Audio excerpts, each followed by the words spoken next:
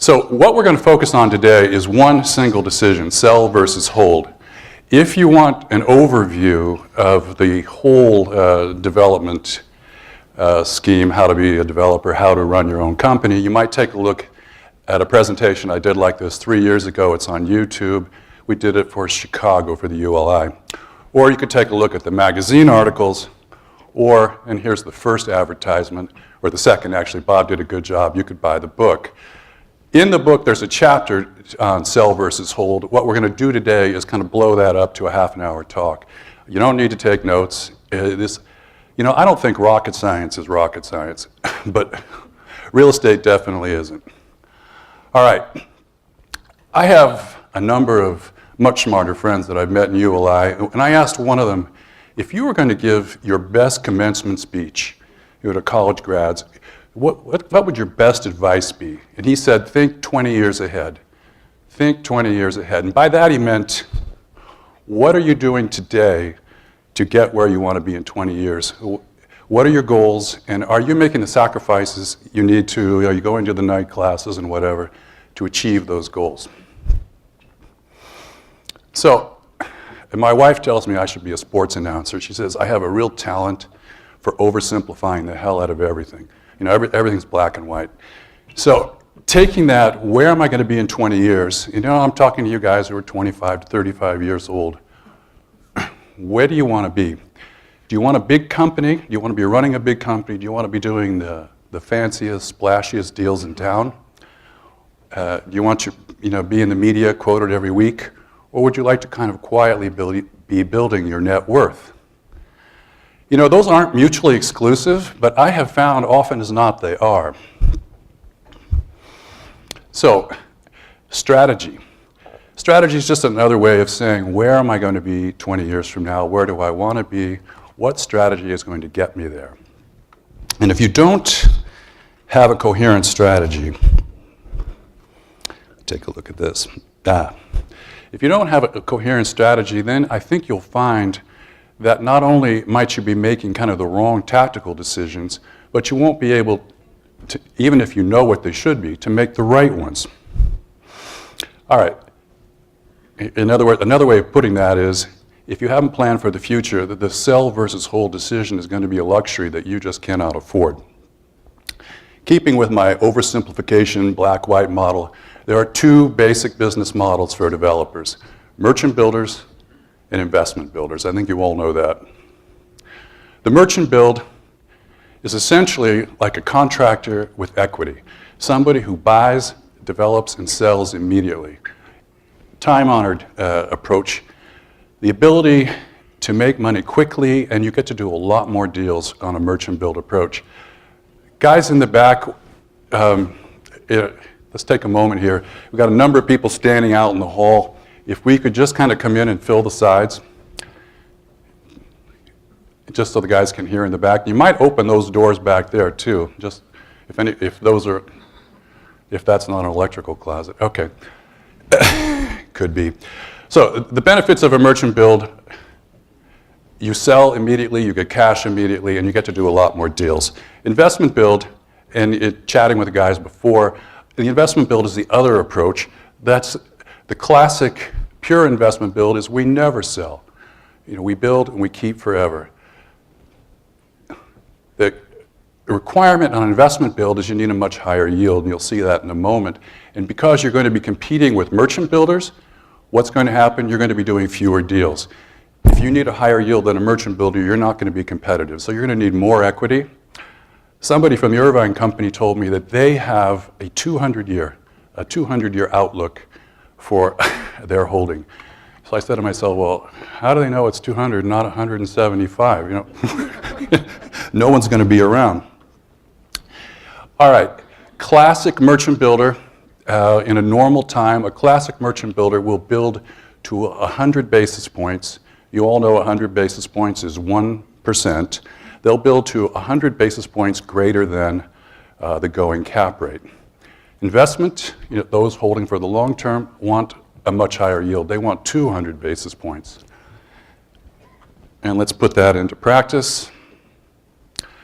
All right, work through this example with me. You assume that cap rates are 5%. then to achieve that 100 basis point spread, your return as a merchant builder has to be what? 6%. If your cost is $1 million, that means you need a net income of $60,000 a year. Everybody with me? The math is simple. Don't take notes. You can do this in your head, and if you can't, you probably shouldn't be a developer. Sorry. So take 60,000 divided by 0.05, what do you get? $1.2 million. $1.2 million is a lot of money. That's a 20% profit on $1 million. That's a good deal, but that's a merchant build deal. Because you can take that 200,000, but what can't you do? You can't hold that property. As far as I know, long-term LTVs, that is loan-to-value ratios, the best you're going to do is 60, 65%. But to make this point, I pushed it to 70%. Even at a 70% LTV, you need $840,000. So you need to put in another $160,000 or leave it in of cash on top of your $200,000 profit. So you've got $360,000 in the deal, and you do the math, that's $9,000 in cash flow, that's a 2.5% return. Particularly those of you who are going to do these deals, the younger members with a capital partner, they're not going to let you hang on to that for a long term. All right, so you build for 100 basis points, you sell. That's the basic message. Same deal. Same 5%, 5% cap rate. I'm just going to disqualify myself to run for president, drink of water, among other reasons. All right, 200 basis point spread, that's $70,000 in income.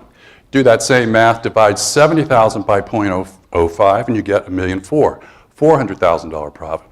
So you can sell, take that $400,000 profit, or, I should hang on to this clicker. Or you can keep it. So at $1.4 million, you can borrow $980,000. That means you only need to leave $20,000 into the deal. Almost your entire equity is your profit. Now you still have the same lousy return, about $10,000 a year, but if it's on $20,000 of hard money, if you want to, you can keep it. All right, now to take that general lesson and talk about what we do at our company, what we have done. My partner, Mike Powers, is here in the audience. We've been doing this for 35 years. 35 years ago, we had no money and no experience, and now we have a little of one and a lifetime's worth of the other. Over the 35 years, we've done maybe 75 deals, and we sold 2/3 of them. I'll come back to that. We never intentionally developed on a merchant build basis, that is that 100-point spread. Why? Because we're too cautious. That 100 basis point spread in a rising market disappears. Cap rates go from 5 to 6%. Everybody should be nodding. You just broke even. Cap rates go to 6.25%, you just lost money. Investment build isn't going to save you from that, but you're on much higher ground. The cap rates would have to rise 2%, go from 5 to 7 before you break even.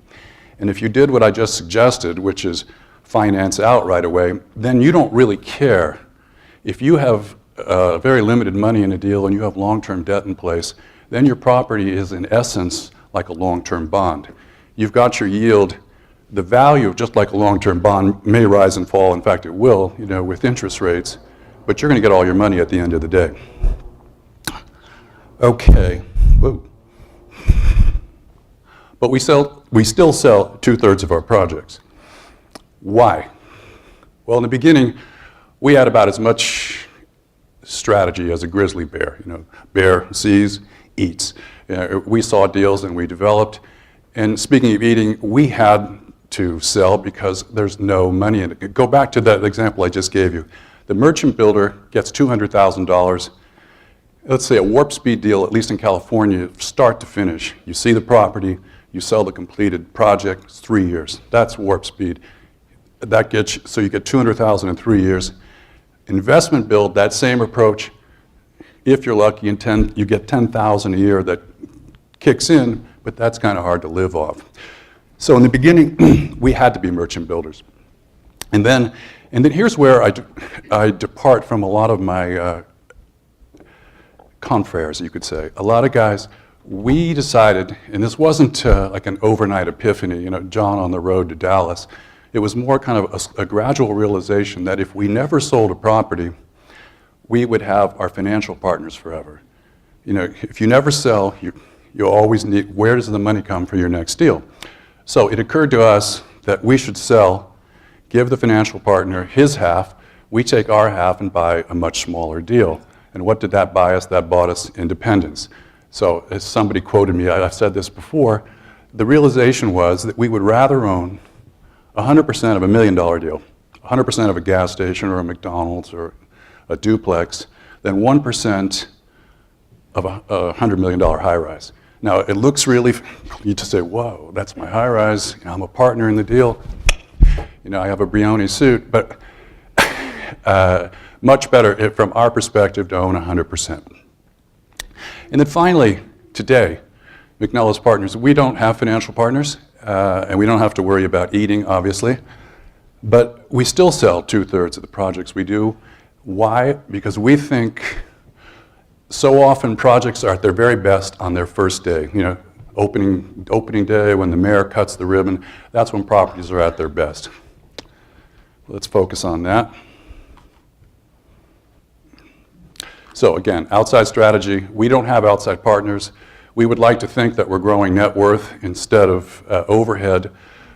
We have fewer, and I would love to think, are higher quality projects, and we're trying to increase that portfolio's quality rather than size. And of course, we manage our own stuff to control overhead. Now, back to sell hold. When do we sell?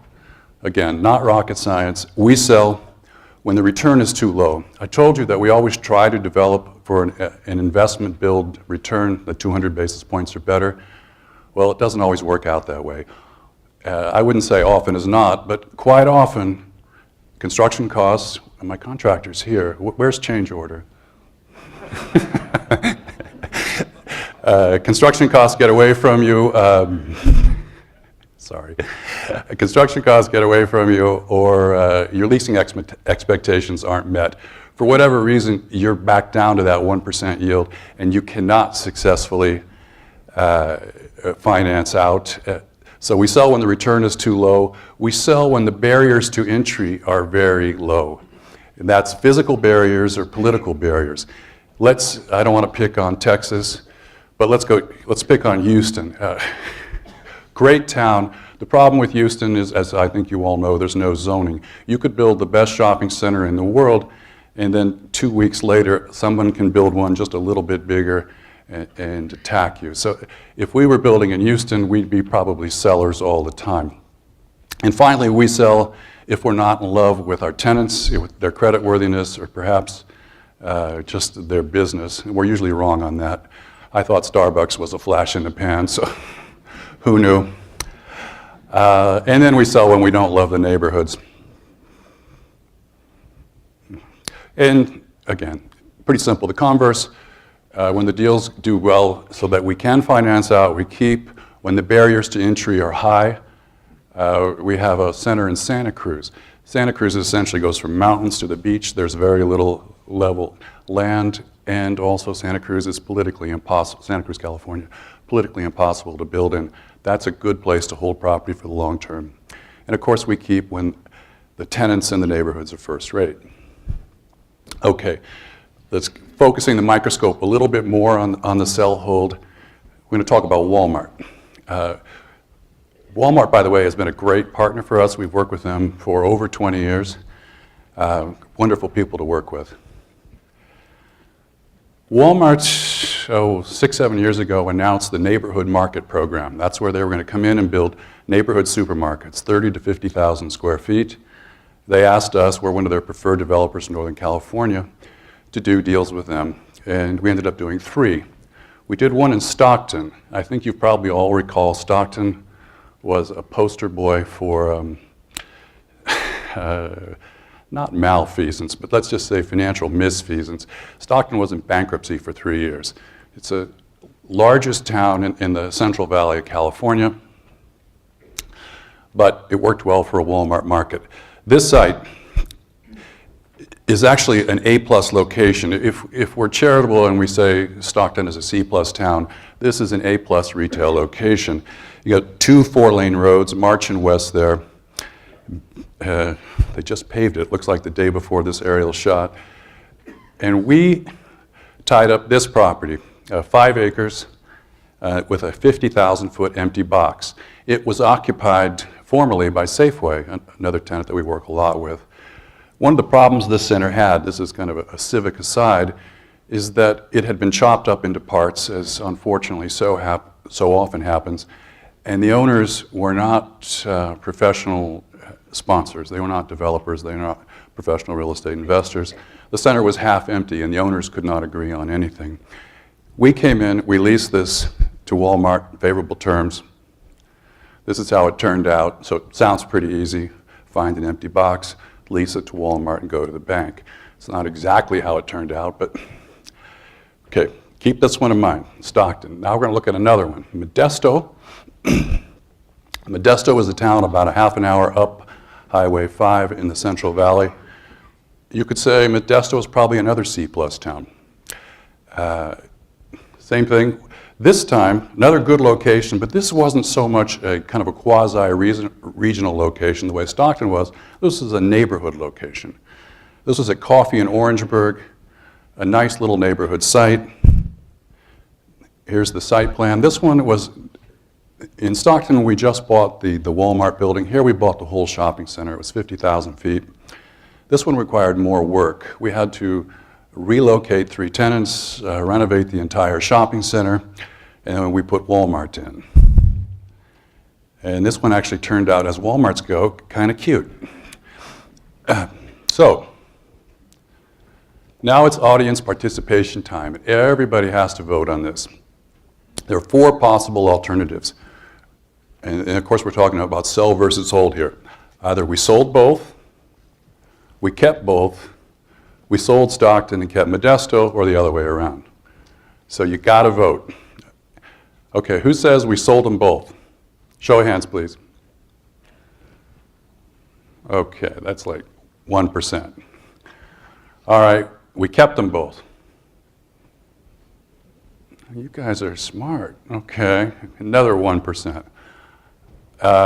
We sold Stockton and kept Modesto. Okay, it looks like about a third. The other way around. We sold Modesto and kept Stockton. Okay, we've got a lot of independent voters here who haven't who haven't registered. All right, what did we actually do? We sold Stockton as soon as the paint was dry, or the ink was dry on the lease, and we kept Modesto. And the reason why is that both, actually, let me focus on this. And the reason I'm using these as examples is that they're virtually identical except one little key difference. Obviously, they're both the same AAA tenant. Walmart is arguably the best retail tenant in America. Same kind of quality town, C-plus town. Nice towns, but and not Laguna Beach. Very low barriers to entry for both. The city will give you a ticker tape parade if you show up and want to build a building in either. And both of the deals, frankly, were good deals for us. They allowed us, if we wanted to have financed out. So the difference between Stockton and Modesto, and we're in the neighborhood shopping center business. The difference was the immediate neighborhood.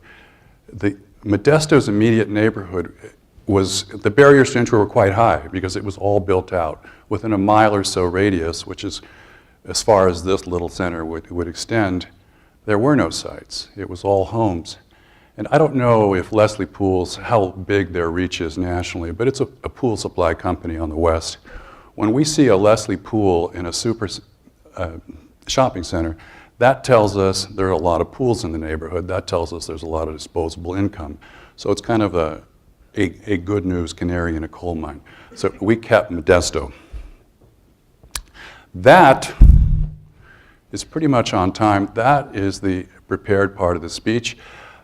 We're going to open it to question and answers. I have friends here who never sell. I have friends here who sell all the time. Before we do that, I would like to just take this moment to say, everybody in this room, all of you, are far better off, far luckier than 99% of the people on the planet. If you want to do something, what I suggest to show your gratitude to God or Darwin or whoever, give something back. Don't just write checks and give something back. Okay, I'm happy to answer questions. We've got a half an hour. Yes, sir.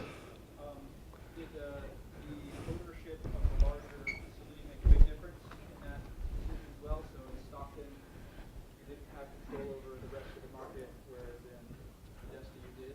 Did that factor in much, or that wasn't the major issue? The question was, did the fact that the rest of the larger center, that was maybe a 160,000 foot center, did the rest of that, the fact that we didn't control the rest of that center factor into our decision? The answer is yes, because we couldn't tell who they were going to put in or how long they'd leave it vacant. That's a good question. Next question. Yes, sir. Do you like C-plus markets in California? Is that why you're there? That just happened to come your way? The question was, do I like C-plus markets? No, the answer is I like A-plus tenants. So, and if Walmart tells us, or Safeway tells us, or Ross tells us that they want to be in a particular town, we have, one of the benefits of retail as opposed to some of the other disciplines is we have very long-term relationships with these tenants. And so it's easier. It's like a lot of things. It gets easier after 30 years. So if they tell us we want to be in Stockton, and then we go find the best site we can for them. Yes, sir. How does market timing figure into your decision? Do you try to time the cycle? The question was, how does market timing figure into our decisions? That's kind of a softball pitch. It doesn't at all. I think if you have the ability to time markets, you should not be in real estate. You should be on Wall Street. There's a lot more money on Wall Street if you can tell when markets rise and fall. Actually, we kind of view ourselves more like farmers. We reap and sow every year, and we try to, dry years, rainy years, we just try to keep building through it. Now, sometimes the markets make no sense, and we'll pull back, but we figure the markets, the highs and lows take care of themselves if you just kind of stay in the market all the time. Yes, ma'am.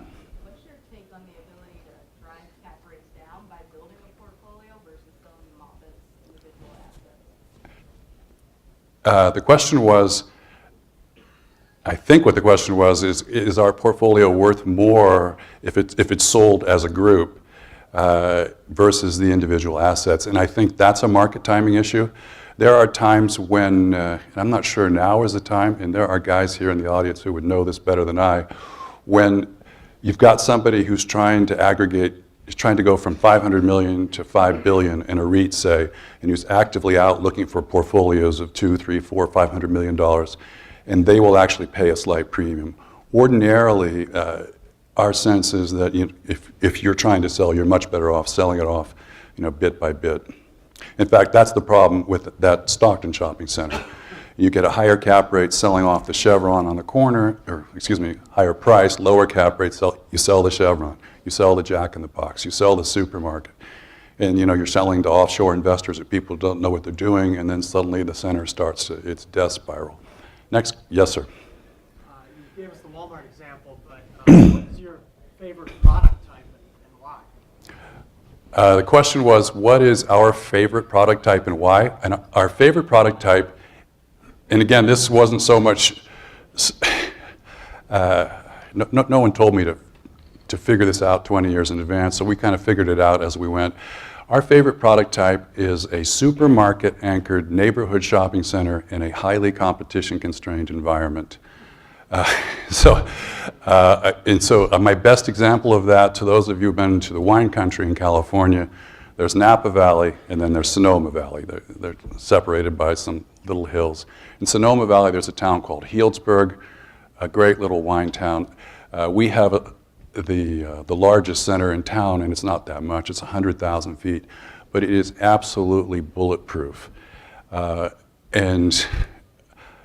think, frankly, this is way off topic, but I do not think the internet is all that much of a threat to retail. I think common wisdom has that wrong, but I'm positive it's not a threat to supermarkets, pizza shops, nail salons, local banks.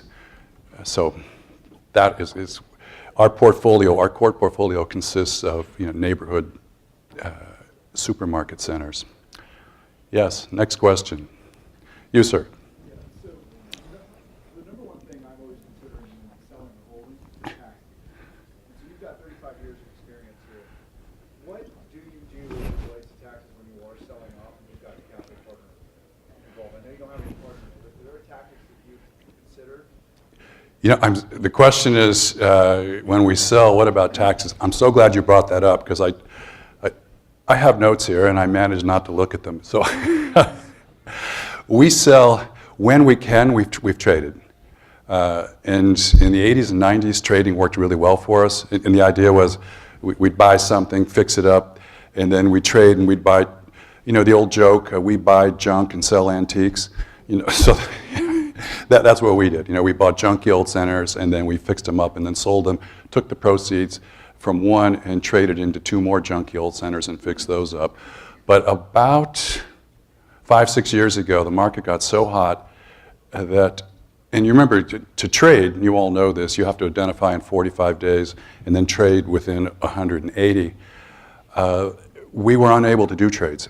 The trades that we saw happening, we thought, in fact, the last bad trade we did was in 2006. We traded into some woebegone dirt in northernmost California that it took us 10 years to get out of.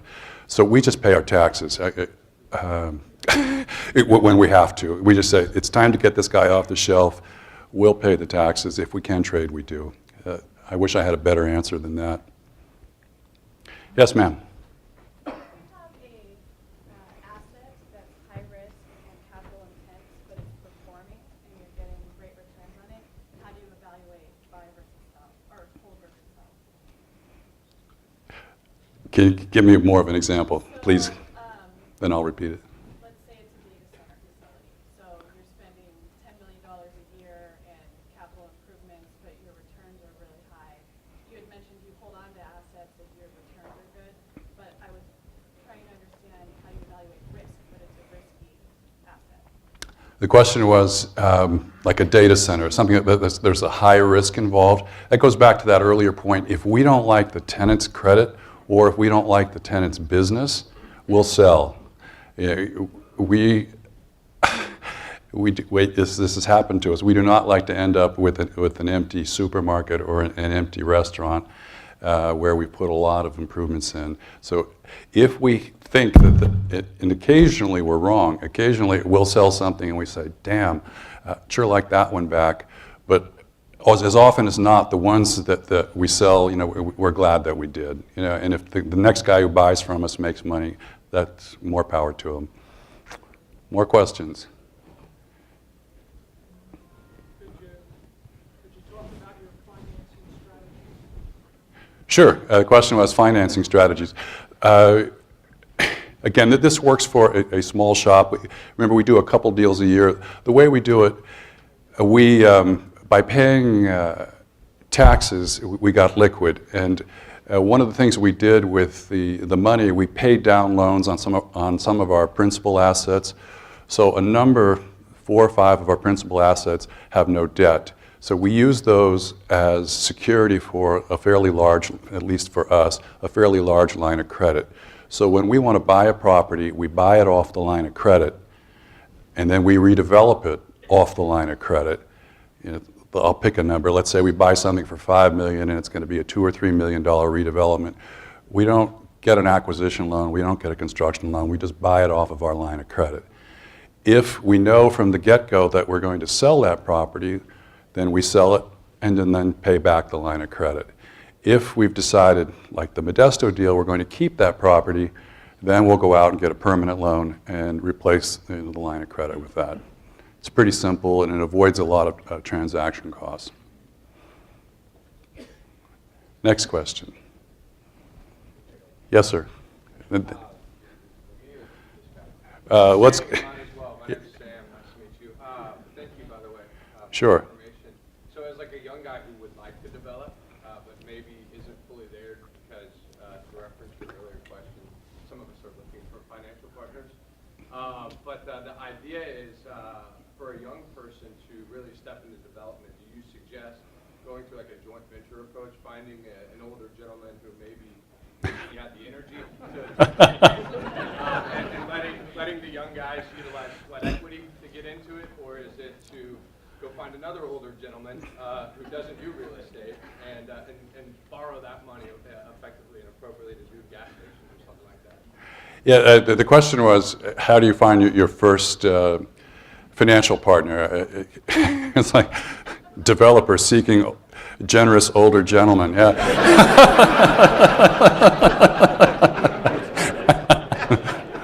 I've seen versions of that in the personals. But you know, actually, successful developers sooner or later hang up their spurs. It is hard, folks, and most of you, since you're in the business, it is hard going to a planning commission meeting and getting your ass kicked until 2 a.m. Sooner or later, developers, the ones who've made money, I think they are good partners because they totally get the business. And you know, sooner or later, successful developers morph into financial partners. We're doing that. We have a few younger partners. Sometimes I feel like a captain on an aircraft carrier, and I have these 3 or 4 young guys who are little fighter pilots who are out there zooming around trying to find deals, and then they fly in and report back. I think that's a good way. And going with someone who understands real estate, it's much easier. Usually, most people start out with family and friends. Usually you go to the generous older gentleman and say, look, I've done 3 or 4 deals with my family and friends. I've made them all 20% a year. But guess what? I'm not a Rockefeller, so I've run out of friends with money. So, you know, and that's the usual transition. You burn through all of your fraternity brothers or sorority sisters' money, and if you do well, that they tell their friends. But sooner or later, you have to if you're going to be successful at this, you got to step up to another level of financing. Now, Ron? Yeah, when you're looking at a piece of property in a high barrier neighborhood, how do you analyze risk? You love to be in that neighborhood, but you don't know what's going to happen with the homeowners around you. You just option it, figure out, and make a decision in 6 months, or if you can buy at the right price, you buy it, and how do you analyze risk? The question was, how do we analyze risk? I think one of the keys to surviving as a developer, a small developer with kind of a limited capital, is being very, very risk adverse, being very careful with risk. Let's go back to those 2 examples. Walmart, great company, great to work with, but Walmart, you all know, encounters a little pushback from neighborhoods. So on the Stockton deal, on that very issue, were we willing to step up and buy that empty box before Walmart was fully entitled? No. So I think we got maybe 6 months free, as they say, on the purchase contract. It took us about 18 to 24 months to get that fully entitled and to get the building permits, so that we knew that we would not have neighborhood opposition, blowing up the deal for us. What we did there, I think we paid the seller $10,000 a month, non-applicable, non-refundable. And the cards were on the table. We said, look, that's $120,000 a year. Excuse me. That's more money than you're going to net once you sell this property, pay the taxes. And he said, yeah, okay, I get it. So and our thought was we'd rather risk $200,000 and then walk away from that. Modesto, on the other hand, it's a great little location. In the prepared remarks, I didn't really focus on that, but it was such a strong location. We had 2, if not 3, major tenants interested in it. And also, we bought it when it was 70% empty. I'm doing the Bill Clinton thing. 70% empty, but we got a 5% return on our cost. Even so, we said to ourselves, it's a little bit of a oversimplification. It's like we got 70% of it for free. So there, we said, screw it. We just bought it. Just stepped up and bought it. And it's much easier to negotiate with tenants when you own the property, and it's hard as a young developer, because if you're trying to take no risk, you're never going to pull that off. And owning a property is a good way to say, you know, take it or leave it. Okay, more questions? Yes, sir. Sometimes seeing the sale price improve when you hold and you get a track record of the tenants paying the rent and their turnover and that sort of thing, or your earlier comment about just selling day one? The question was, do you get a better sale price if you hold and show that what the tenant's sales are? You know, typically we know we're going to sell from day one, so we don't typically do that. And then sometimes we have a couple properties. One we've owned for 30 years that I'd be happy to sell, and maybe you do get a better price because that one we have the tenants at drugstore. We have their sales for the last 30 years. I think you do, but if it's a Walmart, if it's a Safeway, the buyers don't care. You know, those things are kind of fungible. All right, more questions? Yes, sir. Was there ever a time where you had to take a disproportionate amount of risk versus return, such as getting that first deal with Walmart and that step up to the next level as a developer? Yeah, well, the question was there ever a time that we had to take too much risk? Yeah, and by the way, we've lost money pretty much every way you can in real estate. So for the sell-hold discussion, I tried to kind of simplify it. But yes, you know, we have lost money. Yes, we have taken too much risk. And you know, when you step up and buy something and and then the tenants that you think are going to be there aren't there. The land we traded into in 2006, Walmart. This was like 5 acres, and Walmart was going to buy the adjoining 18 acres. So we were going to be building the outpads, and Walmart was going to be building the 18 acres. We stepped up and bought because it was trade money, and then Walmart said, oops, we're not going ahead. Perfectly good business decision, but we were left holding this land. Now, fortunately, we had paid all cash for it. Bob Hughes, my good friend, one of his lessons, and it is worth repeating, is never borrow money to buy land. That's worth the price of admission here. That is good advice. More questions? It's warm in here, isn't it? I see people. Yes, sir. Can you discuss your lease structure? Are they long? How long? Kind of maybe percentages leases with some of these tenants that you. Okay. The question was, can I discuss the lease structures? You know, we're retail developers, so the leases in retail, I think most of you know, tend to be triple net, meaning that the tenant pays taxes, insurance, and occupancy costs. We push on major tenants for as long as possible a term. Giving options, here's another lesson. Giving options does not benefit you at all. You know, you think, oh, okay, sure. It's like throw some more shrimp on the Barbie. Here's 4 or 5 year options. Don't do that. All that does, once you burn through your primary term and you're in these 5 year options, you can't finance the property and the tenant basically controls you. So we push on those ground leases. I think they were 20-year terms. Mike, does that sound right? So we're doing a ground lease today with Safeway. It's a 20-year term. We try to get at least 10-year terms from kind of junior anchors, you know, the Ross department stores of the world. Small shops tend to be 3 to 5 year terms. Percentage rent works occasionally. We have 2 tenants, I think, out of the portfolio that are in percentage rent. Usually somebody's made a mistake, or it's usually a very old lease, like one from the 70s, and there's percentage rent being paid, or you've set the rent too low, or the tenant's doing extraordinarily better. We don't push too hard on percentage rent. I know a lot of people do. More questions? Yes, ma'am. I'm sorry? How they structure all their leases, it's all percentage rent. You do well, they do well. Would we do a deal with all percentage rent? Isn't that the Irvine Company's structure on their leases, is that every tenant has to pay a percentage of their profits as a percent. So the better they do, the better the Irvine Company does. The question was, do I agree that honestly, I don't know. The observation was the Irvine Company, that's Donald Bren, he was a very tough guy. He insists that everybody pay percentage rent. I'm sure that's true. but I'm also sure that he insists that they pay top of the market rent to begin with. And so with that top of the market rent, you're usually a long way from the tenant's anticipated sales. You have to go from here up to here in order to kick into percentage rent. But yeah, I wouldn't doubt that at all. Yes, sir. You mentioned Leslie Pool as being a tenant that resembles disposable income. What other tenants do you think resemble that, and do you want to develop it? Oh, so the question was, yeah, I mentioned that Leslie Pools is a good indicator of a good neighborhood, because if you have a pool supply company, you have a neighborhood full of swimming pools.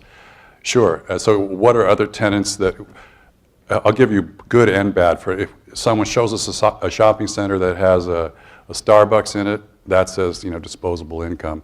If a shopping center has a couple of mainline banks in it, that says disposable income. On the other hand, if there's a karate studio, not so much. Or a dollar store. So, but you know, you can do perfectly well, and we have, at least we have had karate studios in the past in some of our centers. Yes, ma'am. Both of you, but one at a time. For Modesto and the Stockton examples, were you worried that in Modesto location, the customers could actually have priced themselves out of the Walmart shopping range versus Stockton, rather you had more of a capture or customer base? Can you try that question again? I'm not quite sure I understand. So like for the Modesto location, since the customers have spending power, is it possible that after a little bit they no longer want to shop at Walmart? Okay, so the question was, because in Modesto there were higher disposable incomes, was Walmart perhaps the wrong tenant? You know, should there have been a slightly higher end market there? Is that your question? I don't think so. What we do, we rely on the research of our tenants. If Walmart says, you know, and they all have very sophisticated research models. So if Walmart says this is our demographic, you know, this is our income level, you know, we do not second guess that. And in fact, the mistake we have made, in fact, we did it in Palo Alto, a recent mistake that cost us a couple $1 million, is that we put a too high-end market in a new project that failed miserably, and then we had to take that space back and redo it, and we came in, and this is one of the richest towns in the country. We had to put in a super discount market to backfill it. You had a question, ma'am. Sell versus hold applies to the buyer. What tactics do you employ when the market turns on you and you can't sell in the first place? Yeah, that's a good question. Sell versus hold presupposes buyers. If there aren't any buyers, then you have to hunker down. What we do, it's a good question, is we try not to have too much debt. You know, so that if there's a property that we want to sell but there's no buyers for it, we'll just keep it on the shelf until the market gets better. I wish I had a better answer, but yes? Recourse and non-recourse in your finance. Okay, sure. That's a subject I think most developers love to lie about. In fact, all of you, if you stand around here at the cocktail parties, you'll hear these guys say, "Oh no, I never guarantee anything." Well, they're not quite telling the truth. The way the guarantees work, I think everybody does what's called a completion guarantee. If you're in construction, if you're building a project, you guarantee that you will finish the project, not necessarily that you'll lease it up, and not necessarily that you'll pay the money back, but you're guaranteeing that you'll finish that project. And the biggest companies in the world give that guarantee. Now, they don't give it, if your company is big enough, if you're a publicly traded company, then they don't give that guarantee personally, but the company does. The repayment guarantee, that's different. Those you can sometimes get away from, but the small developers, the guys starting out, forget about it. You're going to give a repayment guarantee. That says no matter what, and we're only talking in construction, no matter what, John, I'm going to pay you the bank back. So that means in addition to taking the construction risk, you're also taking the lease-up risk. And to your point, that the risk that there might not be buyers out there, you know, to get you out of it.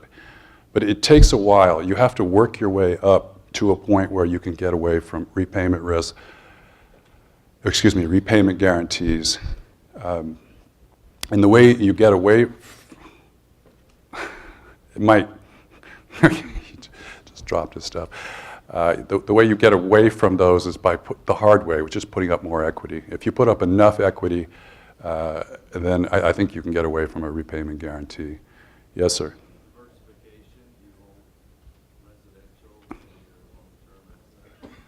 The question was diversification. Do we hold residential? We have one small, very low-income apartment project that we built and kept as part of a mixed-use project we built. The way we've diversified, it's a really good question. So we develop shopping centers, and so we know that business. But we also happen to be in Palo Alto, which is a tremendously successful town. So our diversification has been to trade Valley retail, this hasn't been a bad deal for us, into Palo Alto office buildings. And they're totally different beasts. Palo Alto is subject to the tech world, whereas the supermarkets in the Valley are much more kind of bread and butter. So that's how but we haven't wildly diversified. And in fact, our development is all within a 2-hour drive. I didn't say that, of San Francisco. We are, so as developers, and this I would also recommend for anybody starting out, is you specialize in a product type and in a location. Yes, sir. Did the Modesto location go dark when Walmart did downsize last year, or what? No. I like you. That's a softball question. The question was, did the Modesto location go dark? No. I am pleased to report that Modesto Walmart just kicks ass. It has a huge volume. And that little center does very, very well. So back to, I said we typically sell in the Valley. That one we kept, and we have maybe 1 or 2 more assets out in the Valley. Yes, sir. I'm curious if you had a story about how you navigated the challenge of activating a vacant inline portion and/or at a footprint that's too large for where the market has gone. How you kind of figure that out. There were 2 questions in there, weren't there? So, okay, so yeah, the good locations stay good locations, tenants come and go, and sizes come and go. We've been around long enough that when I started, supermarkets were 30,000 feet, then they ballooned up to 60,000 feet, and anything that was small, was obsolete, and now it's trending down the other way. And so what happens when you have an empty box? Yeah, what we've done, in fact, we did a deal, we bought a Kmart in a town called Fairfield, 100,000 square foot, and then we just tore it down to the bare concrete, and we split it into 4 spaces, just subdivide it. You have to buy it right. That's expensive to do. But it was, in hindsight, it was better than tearing the whole building down. So, adaptive reuse. Questions? It must be raining outside, because you guys... All right, yes, sir. Have you done deals involving incentives like property tax incentives or the tax credit incentives? And what are your feelings about the risk and reward associated with using them? The question was, have we done deals with tax incentives? Good question, and I think the only one we've done in recent years, I mentioned we did a mixed-use project. We had a supermarket on the ground floor. We built very low-income housing on top, apartments. We did do, in fact, I think the thing yields 0, but we got great tax benefits. But it's very hard to do that. Mike spent a couple years of his life working with the state and the federal government. Those credits are available, and they're great, but they do not make it easy. It's very expensive to get, and you have to, I don't know how much more time and effort you have to spend, but Mike does. But it's not something we seek out. We have a few minutes left. Yes, sir. As a small developer starting out, you mentioned in your presentation that part of the way to put food on the table was to actually take a management fee. Well, without scale and scope, what fees can you, if I don't have the scale and scope to bring management in-house, what fees or structures would you suggest to sort of help you get by before you get to the top of the The question was, what fees would I suggest for somebody starting out in order, this, how do I eat? I would complain about the phones, but it looks like it's mine. I'm sorry.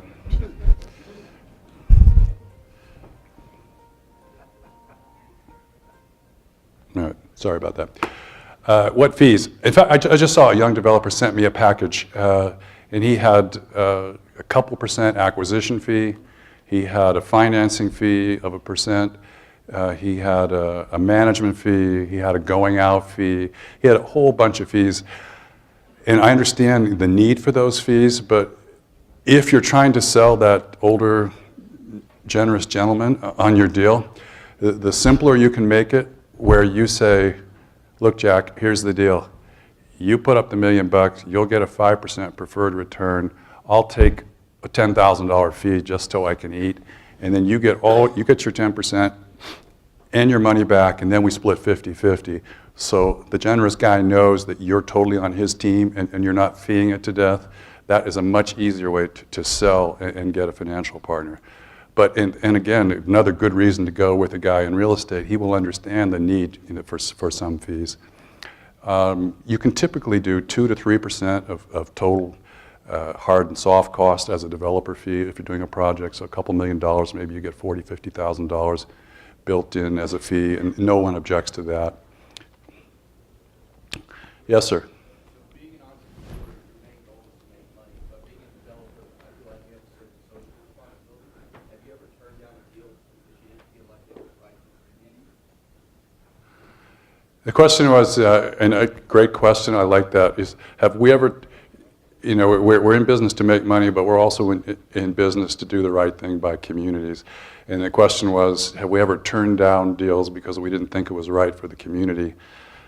I'd say yes. I can't think of one offhand. I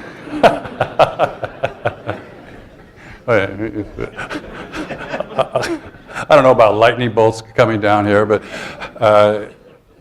it's more, we turn down deals where it just, my favorite measure of success, you ask rich guys, you ask private jet guys, how much is enough? And they never have an answer. They always, in fact, the Rockefeller quote, he was asked, how much is enough?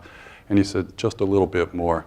And it's frustrating, but I think a great measure of success is when you can choose with whom you do business. And when you say, I don't need to deal with that tenant or that seller or that buyer or that city. Whether it's a moral thing or just that guy's a jerk. And there's at least one notorious jerk in our business.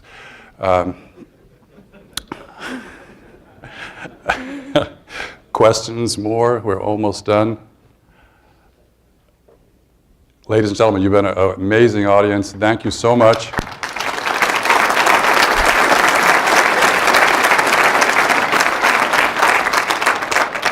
I think the book is in the back of the room. It's $12.95. If you like, I'll be more than honored to sign it for you if you want to buy a copy.